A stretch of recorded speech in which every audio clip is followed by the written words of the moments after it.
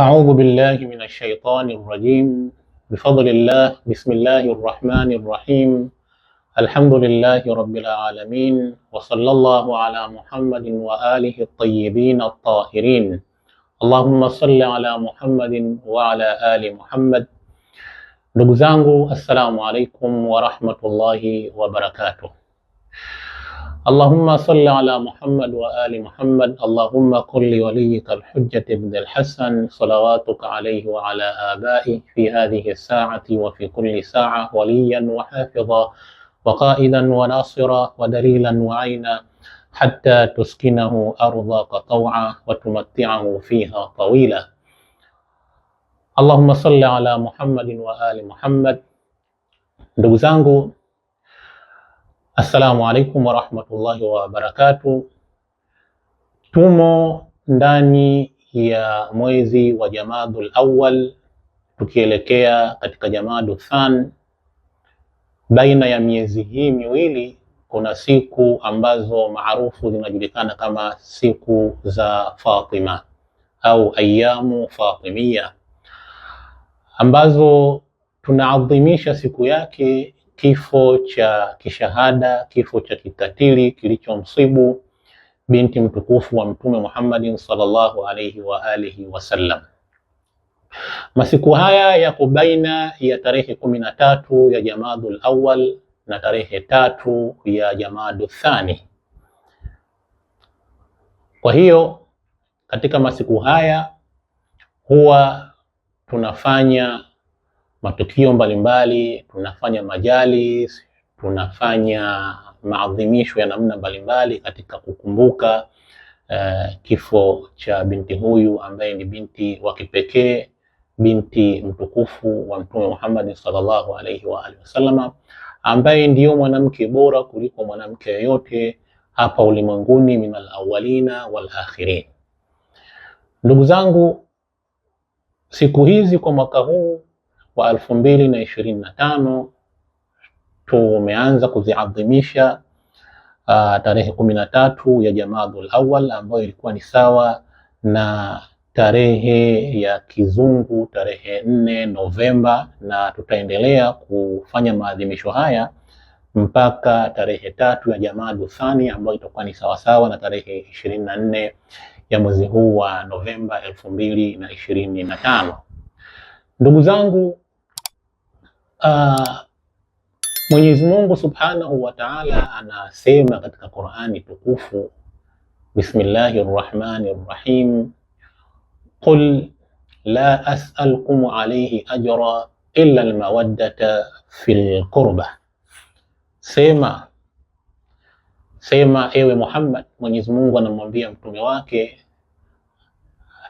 awaambie watu kwamba sema waambie hao watu kwamba mimi kwa haya niliyowafanyia katika kuwaongoza, katika kuwaletea mafundisho ya dini tukufu ya Kiislamu, katika kuwatoa kutoka kwenye viza na kuwaelekeza katika mwanga, katika nuru, katika kuwatoa kwenye upotefu na kwenye upotofu na kuwaelekeza katika kwenye uongofu. Haya yote haya niliyoyafanya mimi, sihitaji malipo yoyote kutoka kwenu, isipokuwa malipo ninayoyahitaji mimi ni kwamba muwapende familia yangu, muwapende ahalubaiti zangu. Sasa hii ni amri ya Mwenyezi Mungu Subhanahu wa Ta'ala kwa Waislamu wote, kwamba kama tunataka kumlipa mtume, basi namna bora ya kumlipa Mtume Muhammad sallallahu alaihi wa alihi wasallama ni kuwapenda ahalubaiti zake, ahalubaiti ambao yeye mtume wa Mwenyezi Mungu aliagizwa na Mwenyezi Mungu atuambie sisi kwamba mimi ninaondoka, lakini siwaachi hivi hivi, na waachia vitu viwili vizito ambavyo mkishikamana navyo baada yangu hamtapotea.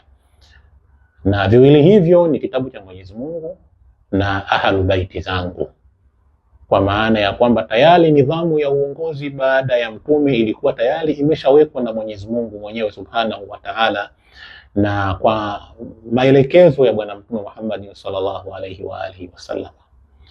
Mmoja katika watukufu hawa ahlulbaiti hawa ni binti yake huyu Bibi Fatima salamullahi alaiha. Kwa bahati mbaya binti huyu alipata masaib, alipata majanga mazito baada ya kufariki kwa baba yake. Yalimsibu mambo mengi sana ambayo sasa hivi si wakati wake. Itoshe kwamba nyumba yake ilivamiwa, mlango kutiwa moto, na yeye kuathirika kwa misukosuko yote hii, kiasi kwamba jambo hilo lilipelekea kumpoteza mtoto wake aliyekuwemo tumboni, ambaye ni Muhsin bin Ali. Alipoteza ujauzito huu na yeye mwenyewe akawa ameathirika kimwili, na yote hayo yakapelekea yeye kuuawa kishahidi katika tarehe hizi ambazo tumezitaja. Kwa hiyo katika kuadhimisha masiku haya matukufu, katika kutabaruk na masiku haya, basi tumeamua kuwaandalia video fupi ambazo katika video hizo vijana wetu watakuwa wakitusomea hadithi mbalimbali ambazo zinamhusu bibi huyu, Bibi Fatima salamullahi alaiha. Aidha maneno yake mwenyewe Bibi Fatima salamullahi alaiha, au yale yaliyozungumzwa na Bwana Mtume Muhammad sallallahu alaihi wa alihi wasallama, au yaliyozungumzwa na maimamu wa Ahlul Bait alayhim salam kumuhusu yeye Bibi Fatima salamullahi alaiha. Kwa hiyo hii ni sehemu tu ya majukumu au responsibilities ambazo sisi kama Waislamu, kama wafuasi wa Ahlul Bait tunatakiwa tuzifanye, tuzitekeleze katika kipindi hiki, katika masiku haya, katika kuonyesha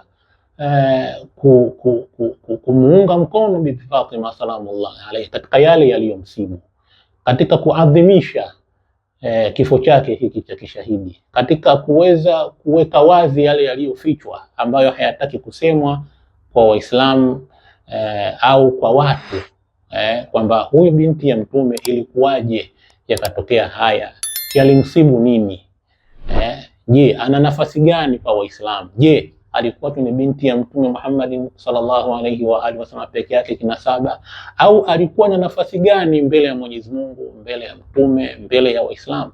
Kuna uhusiano gani kati ya imani zetu, Uislamu wetu na Bibi Fatima? Je, hakuna uhusiano wowote, au upo uhusiano kati ya imani zetu na Bibi Fatima, kati ya Uislamu wetu na Bibi Fatima?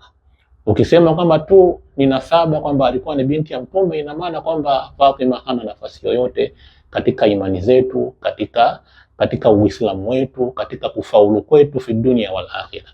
Na jambo hilo tunasema moja kwa moja kwamba hapana, kwa sababu Mwenyezi Mungu amemsifia binti huyu mtukufu katika Qur'ani, lakini pia Bwana Mtume Muhammad sallallahu alaihi wa alihi wasallama amesema kwamba Fatima bad'atu minni faman adhaha faqad adhani.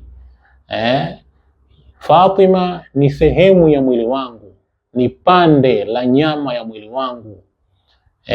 Fatima ni sehemu yangu mimi, basi mwenye kumuudhi Fatima ameniudhi mimi. Waman adhani faqad adha Allah azza wa jalla, na mwenye kuniudhi mimi basi huyo amemuudhi Mwenyezi Mungu subhanahu wa ta'ala. Na bila shaka tuwafahamu kwamba matokeo ya kumuudhi Mwenyezi Mungu subhanahu wa ta'ala mahala pake ni wapi? Ni motoni. Sasa ni yapi yaliyomsibu? Ni nani waliomdhulumu Bibi Fatima salamullahi alaiha? Bibi Fatima salamullahi alaiha alikufa miezi mitatu tu baada ya kufariki kwa baba yake, lakini hatuoni kwamba Bibi Fatima huyu alizikwa karibu na baba yake. Tunaona kwamba wale waliokuwepo baada ya Mtume waliishi miaka 2, miaka 10 wakiwa wamezikwa karibu na Bwana Mtume Muhammad sallallahu alaihi wa alihi wasallam. Ni jambo ambalo Waislamu wanapaswa kujiuliza kwamba ilikuwaje huyu aliyofariki mapema zaidi hakuzikwa karibu na baba yake. Hii inaonyesha kwamba yako yaliyotokea, yako yaliyojiri baada ya kufariki Mtume, yale yaliyomsibu Bibi Fatima salamullahi alaiha, lakini yaliyowasibu Ahlul Bait alayhim salam kwa ujumla. Kwa hiyo katika masiku haya tunakusudia kuadhimisha hichi kifo, na lakini pia tunachukua nafasi hii katika kutoa salamu zetu za rambirambi, salamu zetu za pole kwa mtukufu Mtume Muhammad sallallahu alaihi wa alihi wasallama, Imam Ali alaihi salam, na maimamu wa Ahlul Bait alaihim salam, hususan imamuna al-hadhir, kiongozi wetu wa zama hizi ambaye ni al-Imam al-Hujja. Tunapenda kutoa salamu za pongezi, salamu za rambirambi, salamu za pole kwake kwa kuondokewa na mama yake huyo mtukufu Bibi Fatima az-Zahra salamullahi alaiha. Wassalamu alaikum wa rahmatullahi ta'ala wa barakatuh. Wal afwa minkum.